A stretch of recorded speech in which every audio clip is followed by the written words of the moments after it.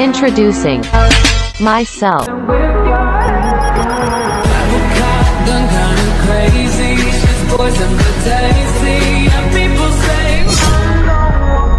Assalamualaikum warahmatullahi wabarakatuh. Perkenalkan, nama saya Hurafisa Kayasi. Pada kesempatan kali ini saya akan membahas mengenai teks prosedur dan media pembelajaran yang akan saya gunakan, yaitu PowerPoint. Sebelumnya, apa sih PowerPoint itu dan apa fungsinya?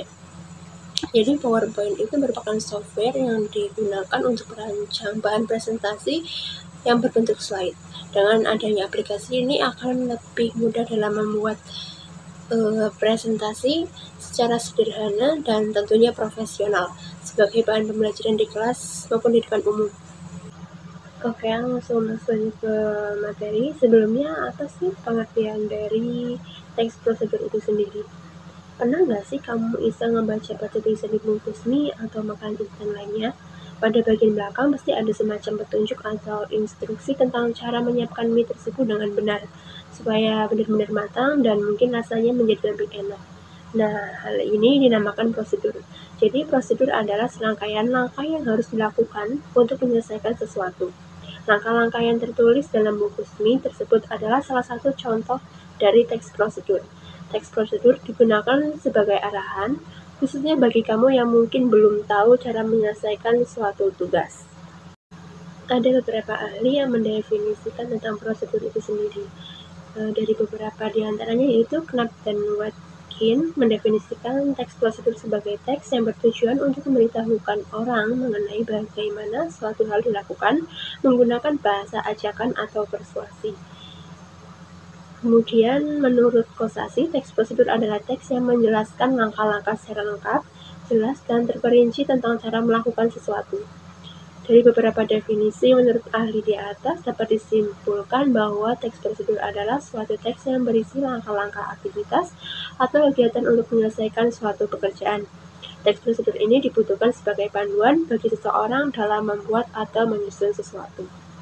Setiap teks pasti memiliki strukturnya masing-masing. Dalam penyusunannya, struktur teks prosedur terdiri dari 4 bagian. Yang pertama yaitu tujuan, material, langkah-langkah penyusunan atau pengerjaan, dan penegasan ulang atau kesimpulan. Yang pertama ada tujuan. Pada awal pembuatan teks prosedur, penulis biasanya memberikan penjelasan terkait tujuan dalam penyusunan teks prosedur. Hal ini juga bisa menginformasikan hasil akhir yang akan dicapai. Yang kedua ada material. Merupakan hal-hal apa saja yang perlu dipersiapkan dan yang dibutuhkan dalam pelaksanaan atau pembuatan kegiatan tersebut. Bagian ini berisi informasi tentang alat atau bahan yang dibutuhkan dalam pelaksanaan kegiatan. Contohnya seperti mangkok, piring, pisau, sendok, dan lain-lain. Kemudian yang ketiga yaitu langkah-langkah. Bagian langkah-langkah menjelaskan tentang proses atau tahapan yang harus dilakukan demi mendapatkan hasil maksimal sesuai dengan tujuan dari teks prosedur itu. Langkah-langkah yang dibuat harus secara berurutan. Selain itu, susunannya harus logis, sistematis, dan mudah dipahami oleh pembaca. Dan yang terakhir ada penegasan ulang atau kesimpulan. Bagian terakhir ini menjelaskan tentang kesimpulan dari suatu prosedur yang telah dilakukan. Bagian ini bersifat opsional, yaitu boleh ada dan boleh tidak ada dalam teks prosedur. Jadi terserah mau ada kesimpulan atau tidak. Tapi lebih bagusnya sih ada kesimpulannya. Selain ada struktur teks prosedur, tentu ada tujuan teks prosedur. Lalu apa sih tujuan dari teks prosedur itu? Seperti dari definisinya, tujuan teks prosedur adalah memberikan petunjuk bagi pembacanya tentang langkah-langkah secara urut dalam melakukan aktivitas atau penyelesaian sesuatu.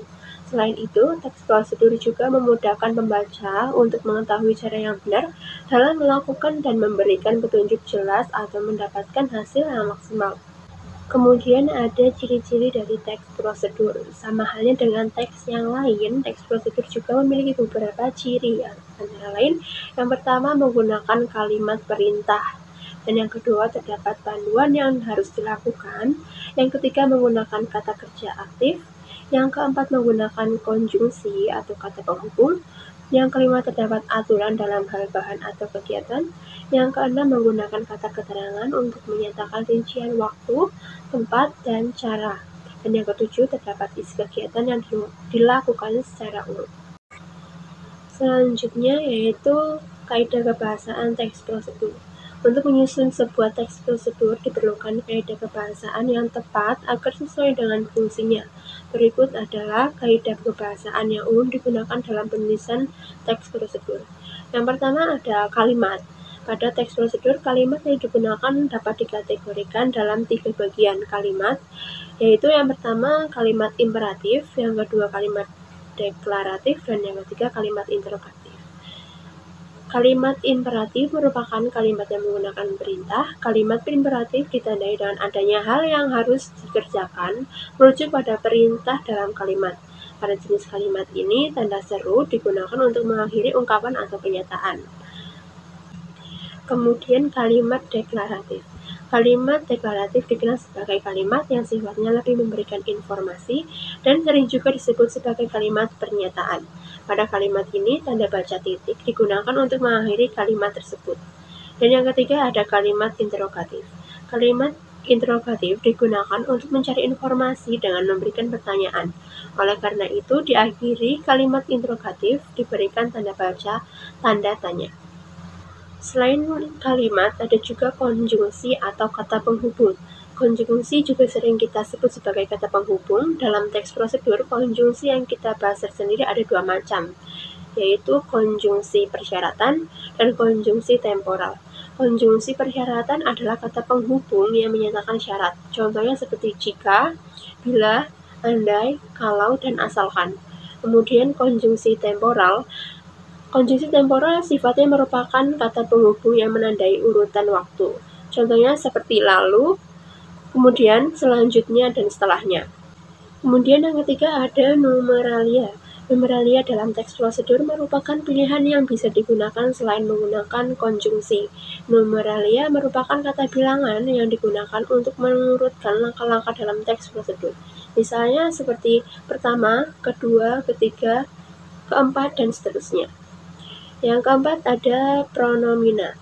Pronomina atau kata ganti digunakan untuk menggantikan orang atau benda. Berdasarkan fungsinya yang menggantikan orang atau benda, pronomina dibagi menjadi 2 macam. Yang pertama ada pronomina penunjuk dan pronomina persona. Pronomina petunjuk untuk menggantikan kata benda, contohnya ini, itu, dan tersebut. Kemudian pronomina persona, kata ganti untuk menggantikan orang. Pada pronomina persona ini bagi kata ganti untuk orang tunggal, contohnya Anda, saya, kamu. Sedangkan untuk orang jamak, contohnya seperti kita, kalian. Yang terakhir dari kaidah kebahasaan teks prosedur yaitu verba. Kaidah kebahasaan terakhir ini adalah verba atau kata kerja. Verba dalam teks prosedur terbagi menjadi 2 macam, yaitu verba material dan verba tingkah laku. Verba material, kata kerja berimbuhan yang mengacu pada suatu tindakan atau perbuatan yang dilakukan secara fisik. Contohnya mengupas, mengiris, memaku, memotong, dan sebagainya. Kemudian verba tingkah laku, kata kerja yang ditunjukkan lewat ungkapan. Verba ini juga dipahami sebagai kata kerja yang tidak tampak aktivitasnya. Contohnya menyukai, berpikir, dan menyetujui. Kemudian saya akan menjelaskan cara membuat teks prosedur. Untuk membuat teks prosedur yang benar harus memuat struktur dan kaidah kebahasaan yang sudah saya jelaskan ya. Kalian bisa menerapkan langkah-langkah berikut. Yang pertama, judul. Untuk menarik perhatian pembaca, kalian harus membuat judul yang menarik. Tapi ingat, jangan sampai clickbait ya. Judul harus memuat prosedur apa yang akan kamu tunjukkan dalam teks. Misalnya, cara membuat pot bunga dari limbah kertas, tutorial menyalakan oven, dan sebagainya. Kemudian yang kedua, tujuan. Setelah kamu menuliskan judul, tuliskan secara singkat tujuan dari teks prosedur ini. Hal ini untuk menunjukkan pembaca apa yang akan dibuat atau dilakukan. Dalam tujuan, kamu harus menyebutkan secara gamblang hasil akhir yang akan didapatkan. Kemudian yang ketiga, alat dan bahan. Alat dan bahan ini bersifat opsional, bisa ada atau tidak. Ketika kamu menjelaskan prosedur tentang cara membuat sesuatu, tentu harus ada alat dan bahan. Tapi saat kamu ingin membuat teks prosedur dengan cara melakukan sesuatu yang memang tidak membutuhkan alat dan bahan, bagian ini tidak harus ada. Yang keempat ada langkah-langkah. Nah, ini bagian yang paling utama.